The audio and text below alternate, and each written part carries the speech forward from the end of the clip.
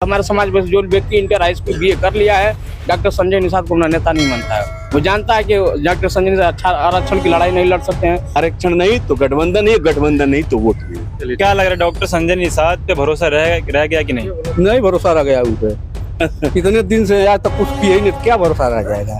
आज के समय में संजय निषाद जी उन्हीं के गोद में बैठे हुए हैं, उन्हीं के पार्टी के सहयोगी हैं, लेकिन न तो संजय निषाद इस बात को उठा रहे हैं और न ही वो योगी जी उठा रहे हैं। नमस्कार दोस्तों, मैं सुमित यादव, आप देख रहे हैं दा सुनामी। घोसी में हम लोग मौजूद हैं। लगातार तस्वीरें आप लोगों को घोसी उपचुनाव की दिखा रहे हैं। गांव में आए हैं, यहाँ पे जो निषाद समाज के लोग यहाँ मौजूद हैं, निषाद बिन समाज के लोग हैं। निषाद समाज की निषाद पार्टी से डॉक्टर संजय निषाद लगातार घोसी में लगे हुए हैं कि किसी तरह भारतीय जनता पार्टी के प्रत्याशी दारा सिंह चौहान चुनाव जीत जाएं। निषाद समाज के लोग, तमाम लोग यहाँ मौजूद हैं। इन लोगों से बातचीत करेंगे, समझेंगे क्या माहौल है, निषाद समाज किस तरफ जा रहा है। जी साहब, क्या नाम है आपका? मेरा नाम संतोष साहनी है और मैं यही मधुबन विधानसभा का रहने वाला हूँ, घोसी लोकसभा मऊ जनपद। तो मैं में क्या माहौल है? घोसी में देखिए मिला जुला माहौल है, लेकिन मेन बात यह है कि मैं वीआईपी पार्टी का राष्ट्रीय अध्यक्ष युवा मोर्चा माननीय सन ऑफ मल्लाह मुकेश साहनी जी ने मुझे निर्देश दिया कि आप जाकर यहाँ पर जो है थोड़ा समझिए।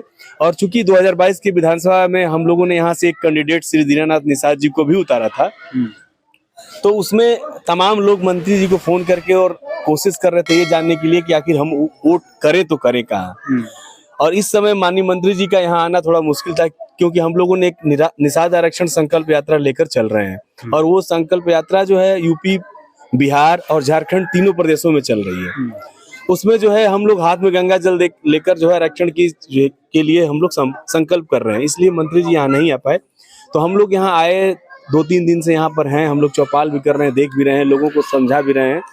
समाज एक कंफ्यूजन की स्थिति में था कि हमको किधर जाना है, लेकिन 2-3 दिन 4 दिन घूमने के बाद, धीरे धीरे लोगों से मिलने के बाद आज ये स्थिति स्पष्ट हो चुकी है कि माननीय मंत्री सन ऑफ मल्लाह मुकेश साहनी जी ने हम लोगों को कहा है कि हमारा आरक्षण हमको चाहिए।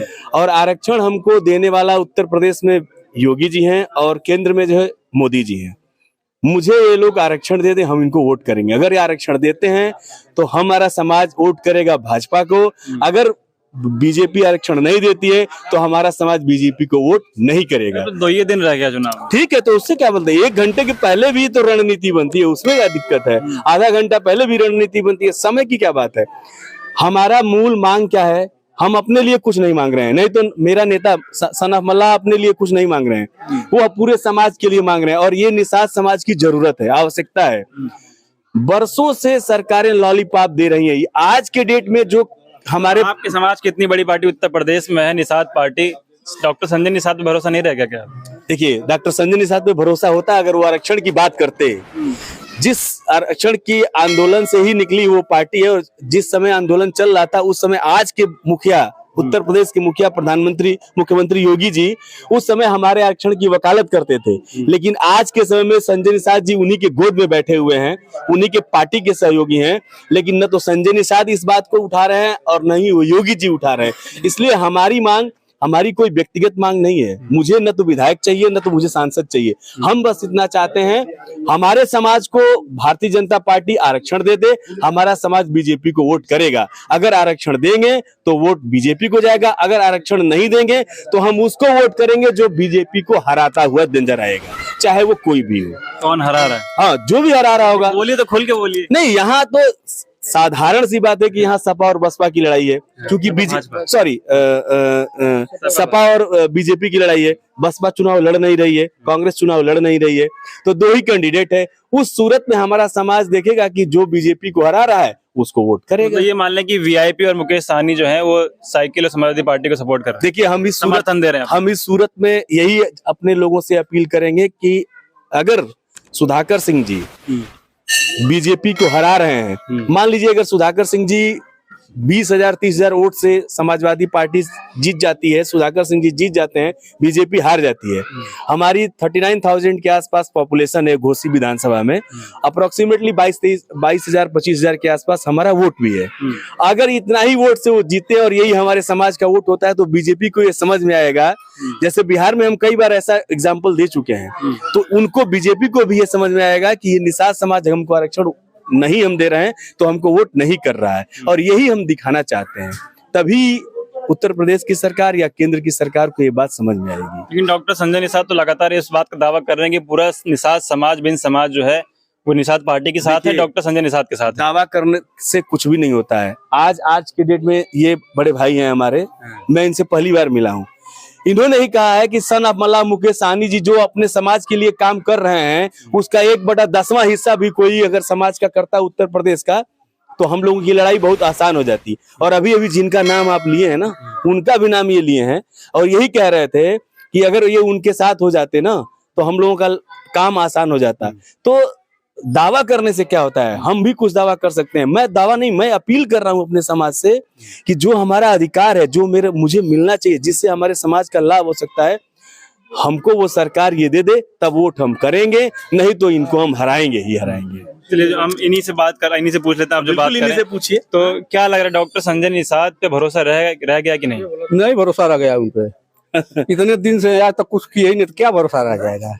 वो तो कहते हैं कि हम आरक्षण की बात कर रहे हैं। अरे क्या कर रहे हैं, कैसे हम माने कि कर रहे हैं, कितने साल हो गया दिखाई उनको। देता ना, अगर आरक्षण की बात करते कुछ तो दिखाई देता, कुछ तो दिखता। बड़े भैया बताए ना, अगर वो कुछ करते, जैसे सन ऑफ मल्ला मुकेश सहनी जी जो गंगा जल लेके आरक्षण के लिए कसम खिला रहे हैं, शपथ दिला रहे हैं कि हम उन्हीं को वोट करेंगे, जब हम वहीं वोट करेंगे जब मुकेश सहनी भी तो भाजपा के साथ गठबंधन में थे, तब भी नहीं दिला पाए। बढ़िया सवाल आप किए हैं कि मुकेश सहनी जी भी तो बीजेपी के साथ गठबंधन में थे, बीजेपी के साथ गठबंधन में थे और वो हमेशा सदन में इस बात को उठाते रहे कि हमको आरक्षण दीजिए। उन्होंने हमेशा कहा कि जब बंगाल में है, दिल्ली में है, तो उत्तर प्रदेश बिहार में क्यों नहीं है, वो हमेशा कहते रहे। और इसी वजह से उन्होंने अपनी ताकत दिखाने के लिए उत्तर प्रदेश में 52 विधानसभा में निषादों को उन्होंने लड़ाया। 52 विधानसभा 2022 में हम लोग लड़े और इसी कारण ये भारतीय जनता पार्टी घबराई और उन्होंने अपना जो है उनसे जो है एमएलसी का पद ले लिया। उनके 3 विधायक खरीद लिए। आज के डेट में उसके बावजूद भी मेरा नेता कहीं थका हुआ नहीं नजर आएगा आपको। आज जहां पे थे वहीं पे अड़े हुए हैं और वो लड़ रहे हैं कि हमको आरक्षण चाहिए, आरक्षण नहीं तो गठबंधन है, गठबंधन नहीं तो वोट नहीं। चलिए ठीक। क्या घोसी में क्या माहौल लग रहा है इस बार? सुधाकर सिंह, दारा सिंह चौहान में कौन आगे दिख रहा है? लड़ाई दोनों में है, देखिए कौन निकालता है चुनाव। निषाद समाज किसकी तरफ है? निषाद समाज तो दोनों तरफ है, एक तरफ नहीं है, दोनों तरफ है। बराबर। हाँ बराबर है, बराबर नहीं है। सपा का थोड़ा ज्यादा वोट जाएगा, सबको कुछ निषाद ज्यादा वोट करेगा, ज्यादा वोट करेगा।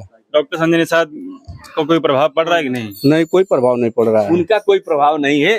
क्षेत्रीय नेता, चूंकि देखिए दारा सिंह चौहान इसके पहले विधानसभा चुनाव लड़े थे 2022 में, वो साइकिल से ही लड़े थे, तो उनके कुछ व्यक्तिगत वोट हैं समाज के। इस वजह से डॉक्टर संजय निषाद जो आप लोग कर रहे हैं घोसी में, मऊ में, कोई इतना उनका प्रभाव नहीं है।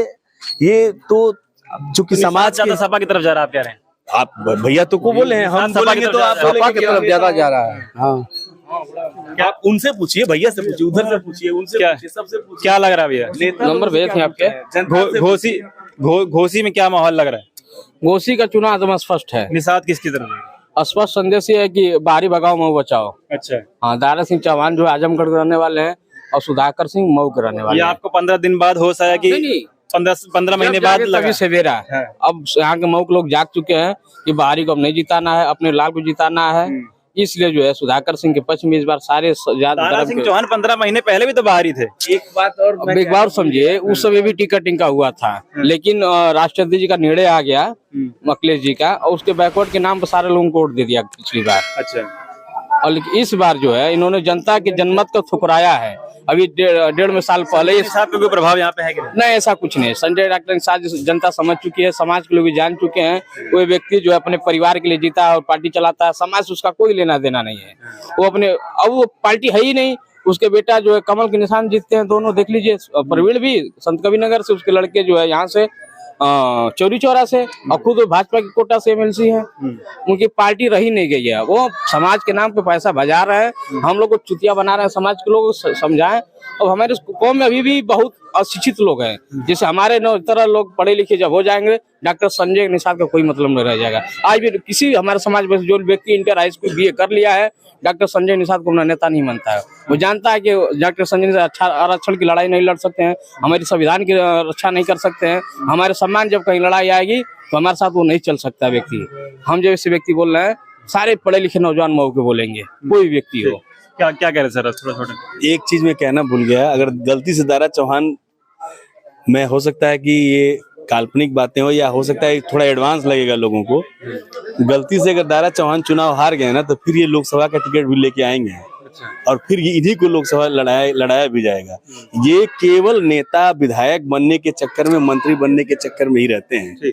पार्टी चाहे कोई भी हो, कभी सपा से, कभी बीजेपी से, कभी किसी से। ठीक, क्या लग रहा है निषाद समाज किसकी तरफ जा रहा है? निषाद समाज का कोई भरोसा नहीं है, इसलिए नहीं भरोसा है कि जिसको हम अपना चुन करके भेजते हैं, यहाँ से कोई भी कैंडिडेट खड़ा होता है, किसी भी पार्टी से होता है, उसको हम चुन करके भेजते हैं कि हमारी आवाज़ पहुँचाएगा सदन तक, लेकिन तो उसको कोई बोलने वाला नहीं है, हमारी आवाज़ को कोई सुनता नहीं है। घोसी का क्या माहौल लग रहा है? आते हैं लोग वोट के लिए, आते हैं वोट दे दिए, उसका हमारा कोई मतलब नहीं है। हमारा क्या रह गया, हम किधर जाएं? इसके लिए मैं बोलता हूँ अपने विधायकों से कि जब आपको वोट करते हैं तो हमारी आवाज़ पहुँचाइए, इसके लिए हम बोलते हैं। क्या माहौल लग रहा है घोसी चुनाव में? माहौल क्या बताया जाए, अभी तो मतलब दोनों तरफ का मामला बराबर ही लग रहा है। बराबर लग रहा है जी, निषाद किसकी तरफ ज्यादा है? निषाद का कोई गारंटी नहीं है। समाजवादी पार्टी में पड़ रहा है इस बार ज्यादा, लेकिन बीजेपी में भी जाने की ज्यादा उम्मीद है। चलिए ठीक है, तो हम लोग घोसी चुनाव की तस्वीरें आप लोगों को लगातार दिखा रहे हैं। निषाद समाज किसकी तरफ जा रहा है ये जानने की कोशिश हम लोग कर रहे हैं, क्योंकि डॉक्टर संजय निषाद लगातार घोसी में बने हुए हैं और पूरी कोशिश है डॉक्टर संजय निषाद, दारा सिंह चौहान, ओम प्रकाश राजभर हों, सभी लोग लगातार अपने समाज को भारतीय जनता पार्टी की तरफ ले जाने में पूरी वो कोशिश लगातार जारी है। आप लोगों की क्या राय है घोसी चुनाव को लेके? फिलहाल ये वीडियो में खत्म करो, अपनी राय कमेंट बॉक्स में जरूर दीजिएगा। आप लोगों से मुलाकात अगली वीडियो में होगी। जुड़े रहे हमारे साथ, तब तक के नमस्कार।